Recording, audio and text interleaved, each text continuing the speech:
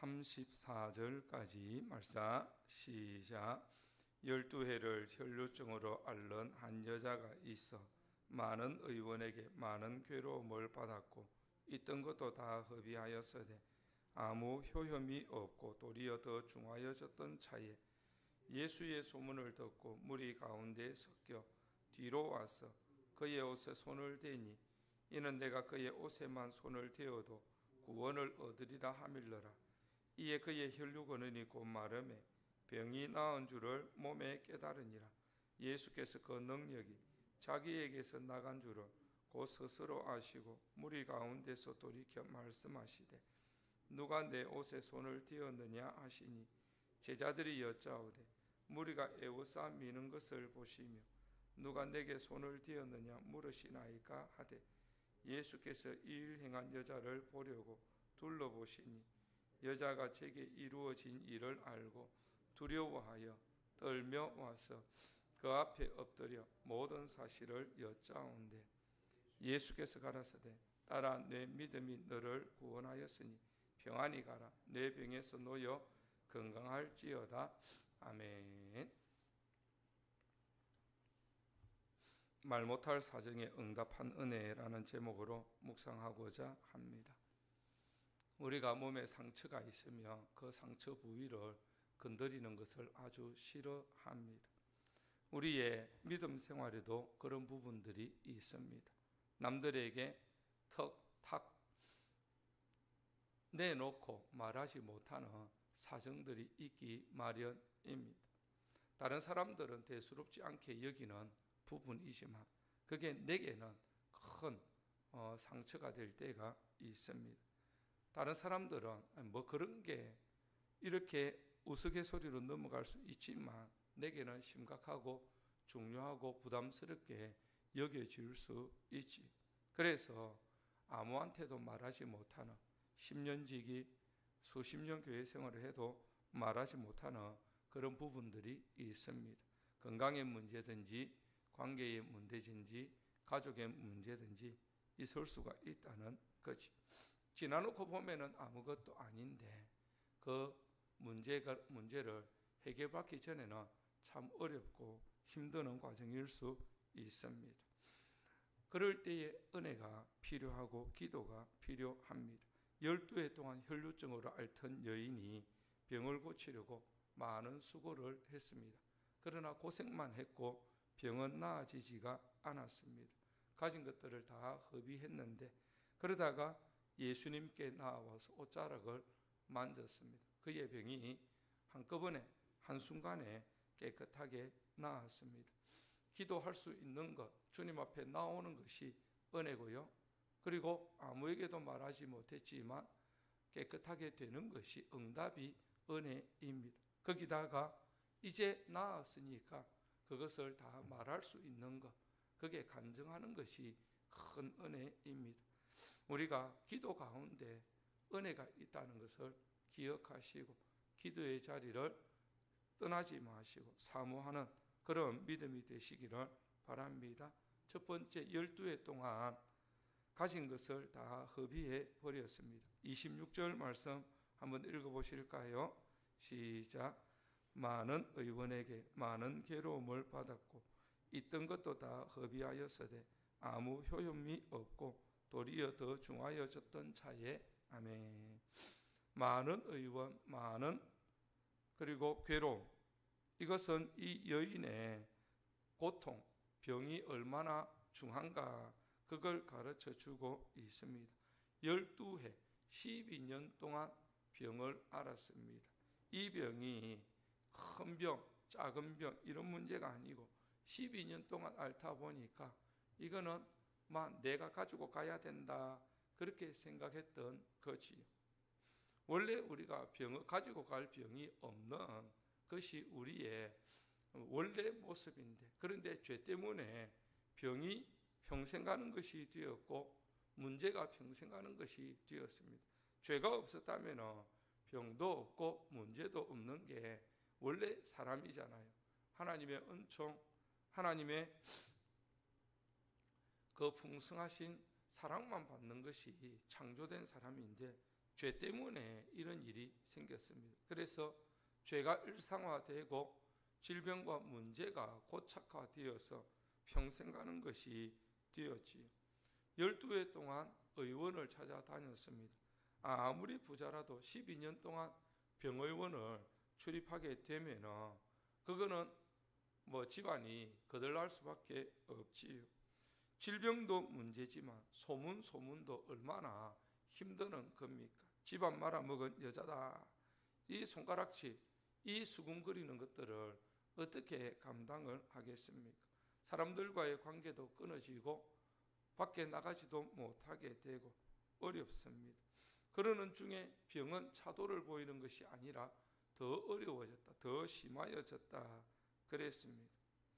이렇게 문제가 첩첩산중인데 그런데 예수님께 나아왔습니다. 옷자락만 만졌습니다. 한꺼번에 깨끗하게 나았습니다. 예수님은 12년 알았으니까 치료하는데 좀 오래 걸리겠다 그렇게 안 하셨습니다.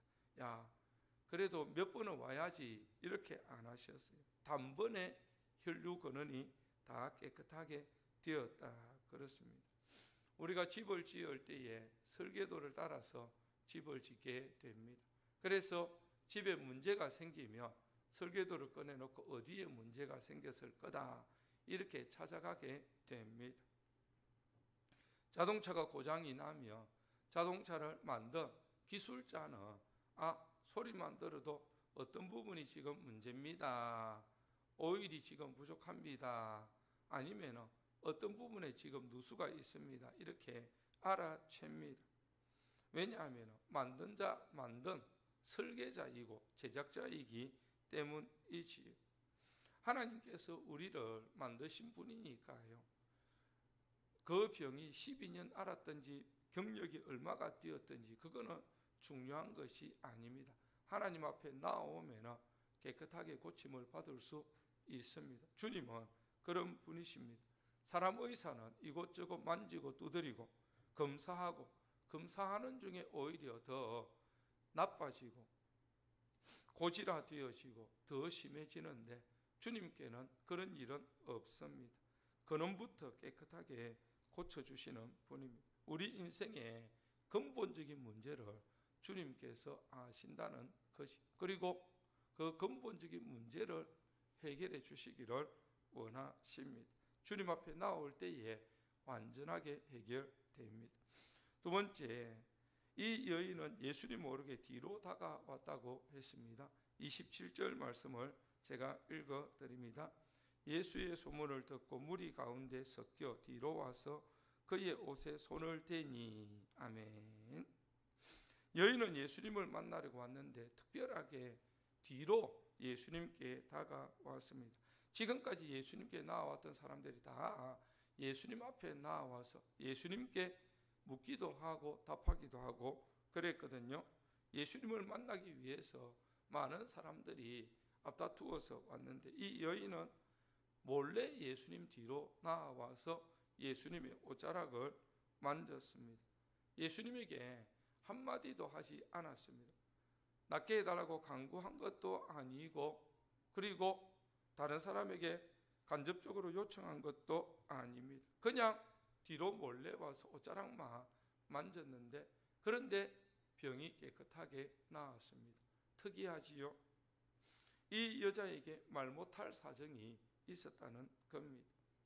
도와달라고 고쳐달라고 말하기도 참 힘든 부끄러운 그런 사정이 있었다는 겁니다.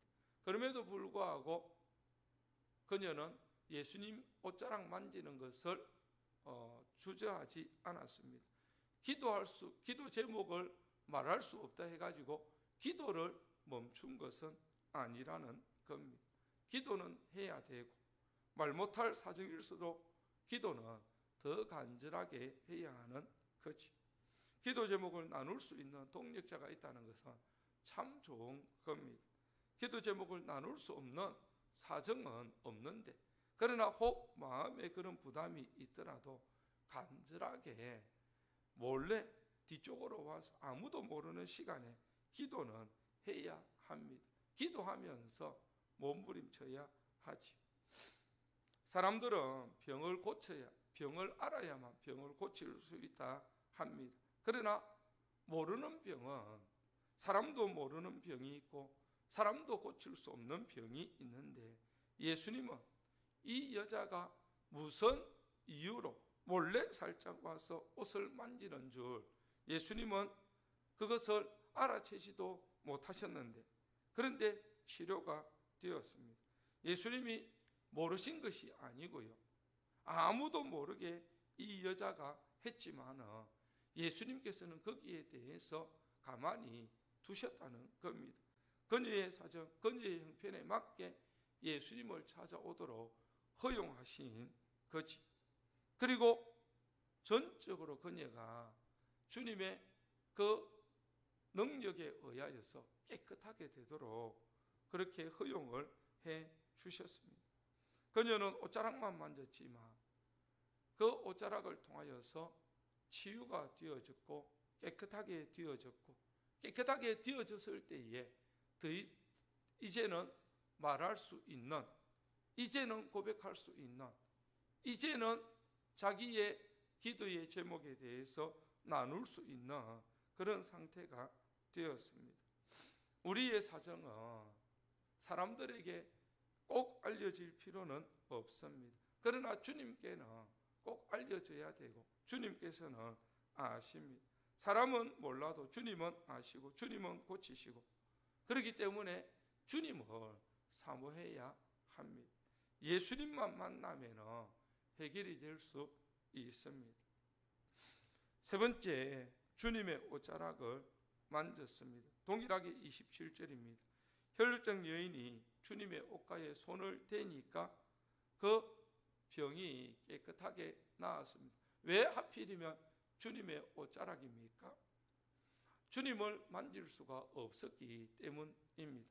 혈루증은 율법에 부정하게 여겨졌습니다. 레위기 15장 19절에 부정하게 여기죠. 부정타는 여인이었다는 겁니다. 부정타는 여인. 그렇기 때문에 아무도 만질 수 없고 아무 물건도 만질 수가 없었습니다. 무슨 물건이든지 만지면 다 부정하게 되는 거예요. 이런 연고로 예수님도 만지지 못했어요. 예수님 옷자락 만지는 것만 해도 이 여인에게는 목숨을 내어놓는 모험이었다는 겁니다.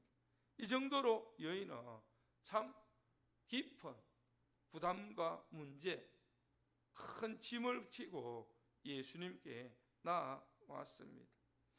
예수님을 만지며 예수님이 부정하게 되는 것, 그렇게 율법이 정해져 있습니다. 그렇기 때문에 예수님을 그냥 만지지도 못하고 몰래 살짝 만졌습니다. 그런데 놀라운 일이 일어났습니다. 자신의 부정함이 예수님께 옮겨간 것이 아니고 예수님의 정함이 자신에게 옮겨온 겁니다. 자신의 더러운 병이 깨끗하게 나아버린 거예요. 자신의 어둡고 침침했던 그 과거가 깨끗하게 고쳐져 버린 거지요. 자신의 마음에 변화가 생긴 겁니다. 숨기고 감추고 숨고 그리고 아무에게도 말 못하고 그런 일들이 이제 자신에게 예수님으로 인하여서 엄청난 전환이 온 겁니다. 율법이 은혜를 이기는 것이 아니고 병이 예수님을 부정케 한 것이 아니고 예수님이 병을 고쳤고 예수님의 사랑과 은혜가 율법을 이겨버렸습니다. 예수님의 은혜를 발했을 때에 예수님의 은혜가 이 여자를 새롭게 만들었습니다. 예수님의 은혜는 모든 문제를 해결하고 이기는 능력이 있습니다. 주님의 옷자락을 만지니까 모든 문제가 해결되었습니다. 그녀는 주님 앞에 나와서 그녀의 사정들을 다 이야기했습니다. 기도 제목은 말할 수 없었는데 이제 해결되고 나니까 말할 수 있습니다. 은혜는 말할 수 있는 겁니다. 은혜는 숨겼던 제목이 클수록 은혜는 더 크게 말할 수 있고 감사할 수 있고 고백할 수 있는 거예요. 우리가 하나님의 은혜를 꼭 기억해야 됩니다. 우리가 무슨 병에 걸려서 나았든지 어떤 문제가 있어서 해결되었든지 은혜는 기억해야 됩니다. 사람들은 통상적으로 거꾸로 해요. 병은 문제는 크게 봅니다. 문제는 너무 커서 내 병은 못 고친다. 내 병은 손도 못 댄다. 내 병은 아무한테도 말 못한다. 나 같은 문제 가진 사람 있나? 나 같은 문제 가지면 누구도 나처럼 믿음 없는 말 하게 될 거다. 자기의 문제는 크게 말하지만 예수님께서 고치면 은혜는 숨겨버리는 경우가 참 많습니다. 아니요, 거꾸로 해야 됩니다. 거꾸로. 예수님의 은혜는 나누라고 주신 겁니다. 예수님이 하신 일들은 전하라고 주신 겁니다. 그거는 드러내어서 주님이 어떤 분이신가, 내가 어떤 은혜를 받았는가, 내가 그래서 어떻게 새롭게 살아야 되는가, 그걸 말해야 하는 거예요. 말 못할 정도의 사정일수록 응답의 간정은 더 커지는, 더욱 귀하게 되는 겁니다. 그렇기 때문에 은혜는 숨겨서는 안 되고요.